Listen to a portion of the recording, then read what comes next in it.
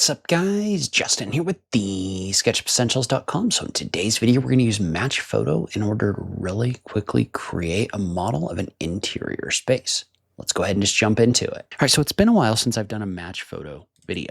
And what I want to do is I want to take a space image that I generated using Midjourney, and I actually want to model it in 3D.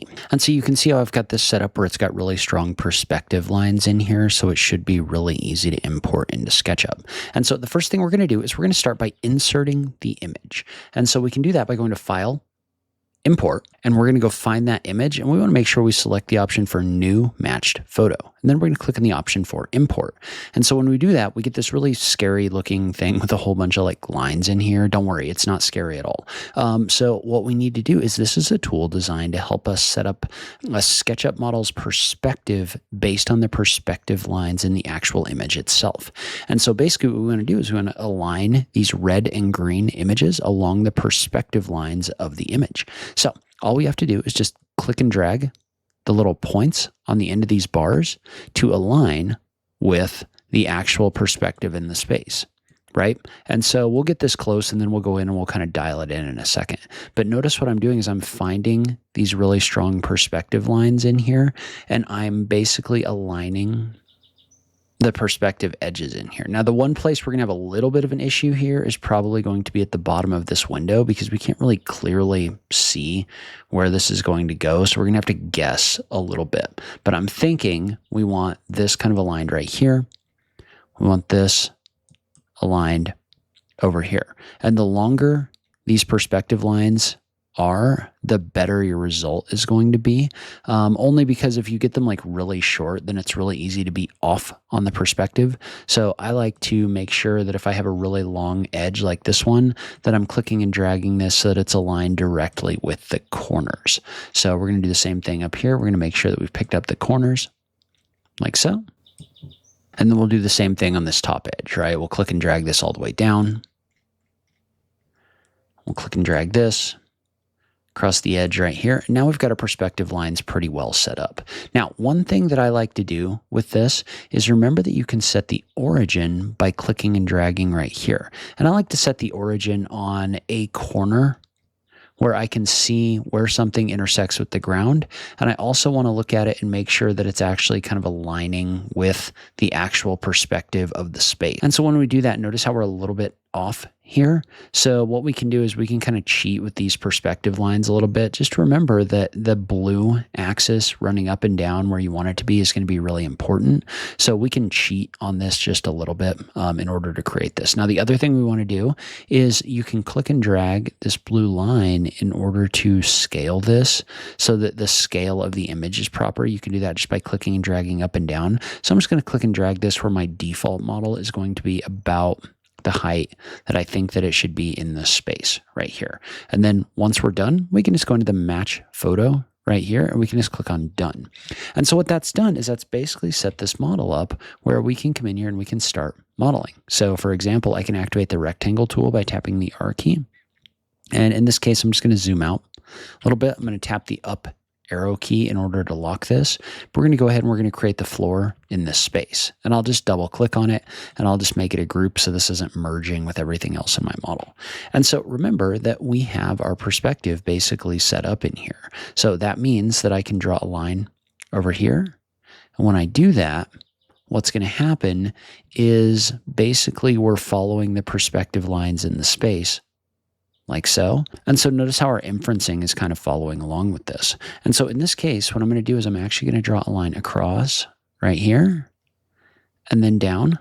And what that's going to do is that's going to allow me to now pull out my fireplace right here and give it that little piece of additional thickness.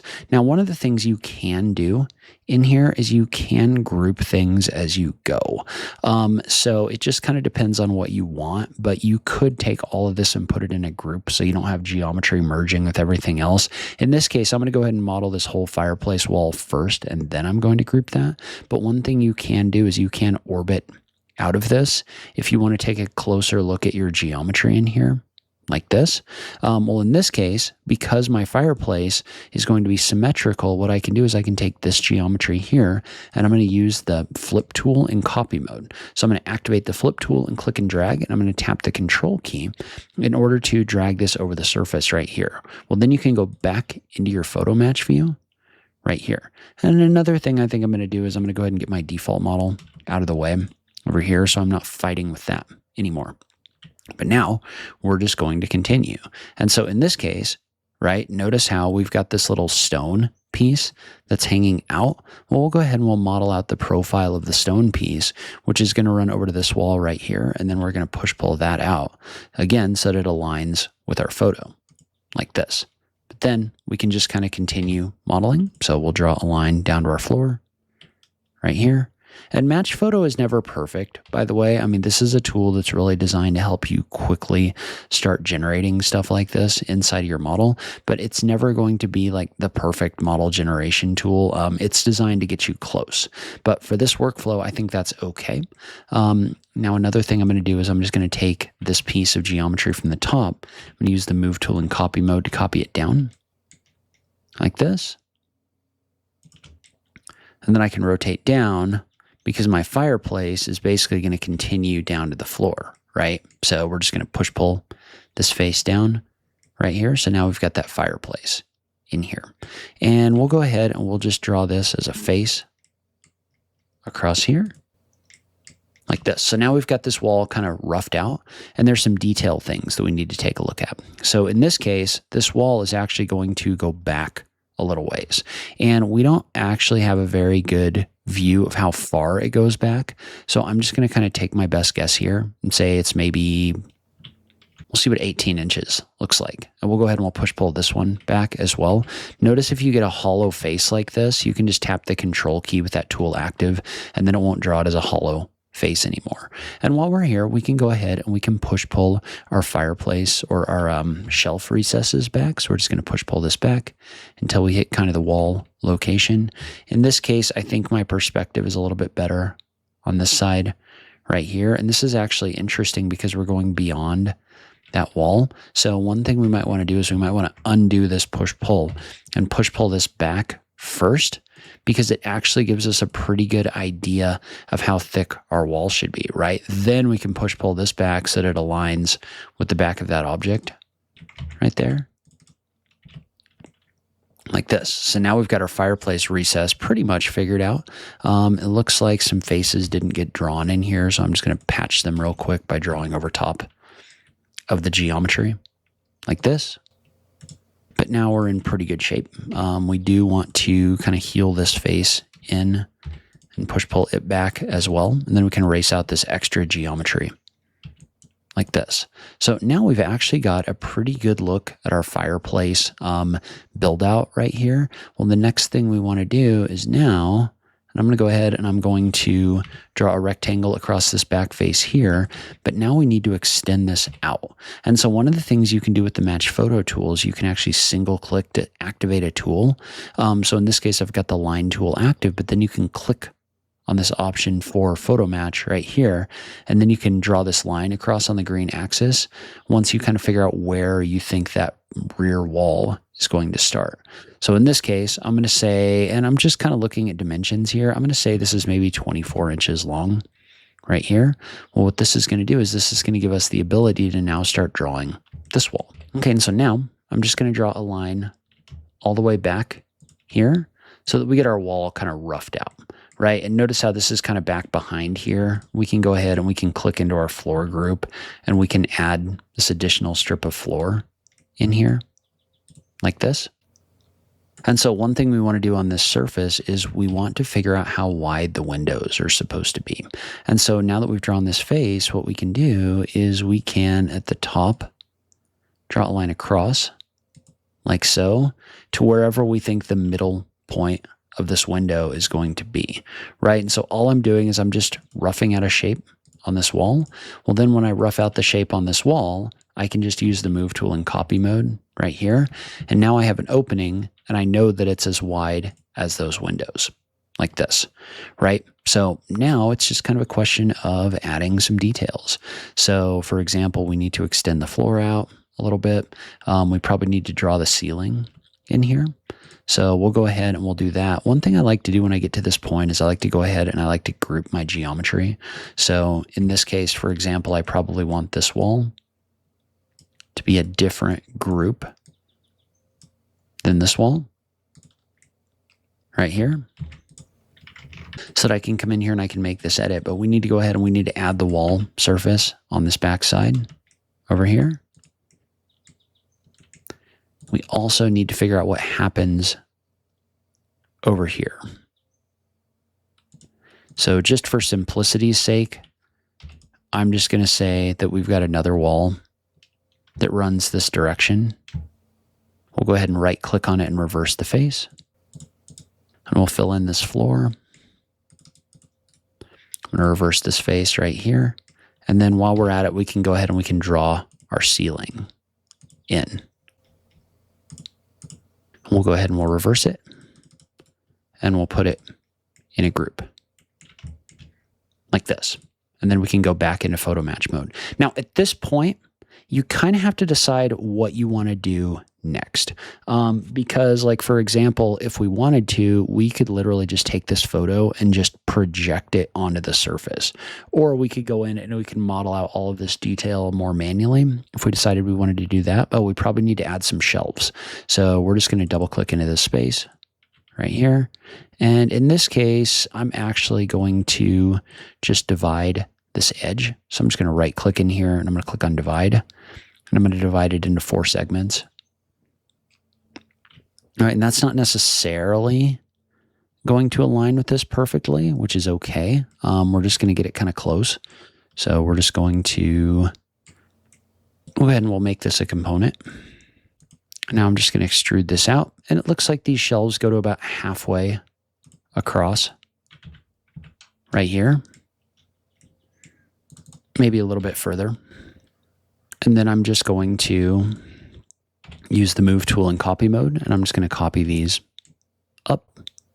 I'll type *2 and hit the enter key in order to make a copy here, and then we can just take these shelves and we can just use the flip tool in copy mode. So remember, just activate flip tool, click and drag and tap control, and then we'll let up on this right here in order to copy those across. So now at this point, we can kind of decide what we want to do with these.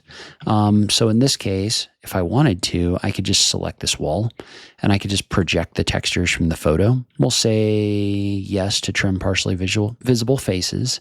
And you can see what that does is that actually takes this and it applies that as a texture to the wall. So we maybe don't want to do that in this case, but I wanted to see you to see what it did. Well, in this case, now we're going to go through and we're just going to start adding detail, right? So one of the things we're going to want to do is we're going to want to model our windows. So in this case, I'm just going to double click in here and I'm going to delete out this face. And then outside of the group, I'm going to come in here and I'm going to draw an edge across here and I'm going to right click and I'm going to divide it like this. And we'll draw this edge up and we'll do the same thing right here. And you could do this with dimensions and actual lengths. I'm not too worried about it for this particular exercise. But then I'm just going to draw a rectangle across here, a rectangle across here. And in this case, these windows look like they have kind of a thicker pane around the outside. This is all AI generated, so it may not 100% make sense, but I think for this exercise, that's fine. We can go ahead and we can click in here and we can just replicate what the AI gave us. And so in this case, I'm just going to right click on it and I'm going to make this a component. We're just going to call this window. I'm just going to give this a little bit of depth. Right? So in this case, we can say that this is maybe going to have a depth of 1.5 inches. And I'm just going to double click up here in order to do the same thing. And I'm going to delete out these faces, but I'm going to take these frames and I'm going to put them in a group. And you might be able to see it a little bit better if I orbit out of here. So what I want is I want the frames in a group. And then I'm also going to add glass and I'm going to add the little I think in this case, these are muntins, not mullions. But again, I'm just going to add these little pieces in here. So we'll just double click in here. And in this case, I'm going to find the midpoint and draw across. We'll do the same thing here. Draw down. And we'll go ahead and we'll offset this in by a little bit. So we'll say this is maybe, sure, 1/2 inch. And then what I'm going to do is I'm going to take these edges. I'm going to use the flip tool in copy mode to flip them here. Then we'll use the flip tool in copy mode again. Put them here. And then we can rotate out of match photo mode because we don't need that anymore. And what I'm going to do is I'm just going to come in here and I'm going to trace across these corners because I'm just going to fill in this whole face.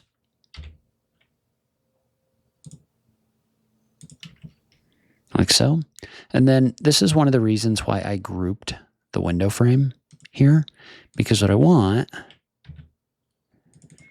is I want to be able to take this geometry and I want to be able to slide it across using the move tool to the midpoint right here.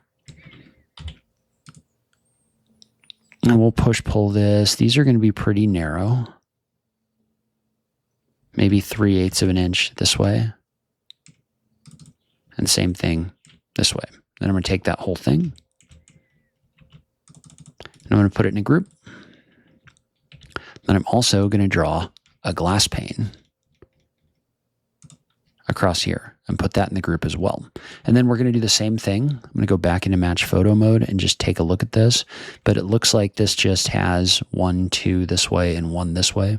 So we can just double click back into that group. And just do the same thing. So we'll just draw an edge across here. We'll right click and we'll divide it. And then we'll just repeat that same process, right? We'll offset this 1/2 inch. Use the flip tool in copy mode. Use the flip tool in copy mode again. And then we'll just take all of that and we'll use the move tool in copy mode and copy it up like this. And then we just want to close in these edges. We can erase out all these extra edges here. And I'm just going to double click on this and make it a group. Slide it over to the middle. And we can go ahead and erase out these stray edges that are over here because we don't need them anymore. And we'll just push pull. Push pull. And in this case, I'm actually going to take this piece of glass, drop it down, and then just scale it like this. There's nothing special about that workflow. It's just kind of a step-by-step way to create windows, but then we can just use the move tool in copy mode, and there's some extra edges in here that I want to get rid of. Whoops. There we go. I want to make sure this is a component because we're going to reuse it. And then we're just going to use the move tool in copy mode and just copy it over. And then we'll just *3 and hit the enter key. So now we've got a pretty good look. Like this space looks pretty much the way that it looks inside of the match photo. And then it's a question of coming in here and adding materials and fixtures and things like that. This video is getting a little bit long, so I'm not going to make you watch me do that, but we'll come back in a minute and we'll take a look at how this turns out. All right, and so once we're done adding furniture and entourage and things like that, this is a pretty good looking space. And now it's ready to take into a rendering program like Lumion, or if you want to run it through an AI render, you can do that as well. So a lot of options once you set this space up, but Match Photo makes this process a lot easier. All right, so that's where I'm going to end this video. Leave a comment below. Let me know if you have any questions about anything we talked about. As always, thank you so much for taking the time to watch this, and I'll catch you in the next video. Thanks, guys.